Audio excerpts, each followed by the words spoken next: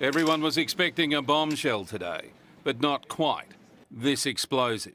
I want to thank Sterling for his service. It has taken a personal toll on him and his family. Sterling Hinchliffe was the minister responsible for Queensland Rail, but an inquiry into its meltdown finds never to blame for it. It was bad management that led to the cancellation of hundreds of services, a culture relying on intuition, complacency and being reluctant to share bad news, and the inability to do the simple mathematics of an increase in services but a decrease in drivers. 3 levels of management will be wiped out.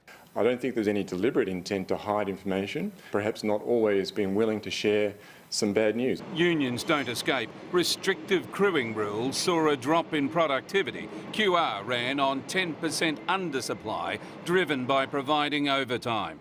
And starting today, the man who did the inquiry has taken over running Queensland Rail as chairman, in charge of implementing all 36 of his recommendations. Today is not the blame game, but there were issues under the former government where there was a period of time where training simply did not happen and people did lose their jobs. I don't believe there's any particular finding that I've got against one government or the other. There is no quick fix. Bad news for commuters is it could be 2019 before Queensland Rail is back on track. I'm not recommending any cut of services yet, but the recommendation is to have a strong look at the timetable to make sure it is going to deliver the services going forward. We open it up to external recruitment as soon as possible because we have got to get trained drivers through. Meantime, Sterling Hinchliffe keeps one of Parliament's richest paychecks as Leader of the House, as the Premier, on the eve of only the 2nd anniversary of her election, will have to reshuffle her cabinet,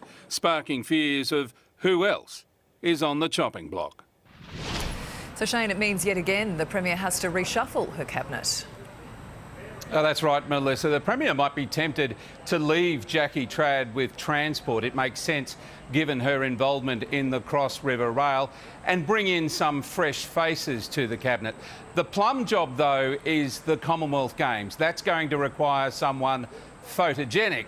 At least all this has stopped us talking about the election, Melissa. It's an interesting time. Shane, thank you.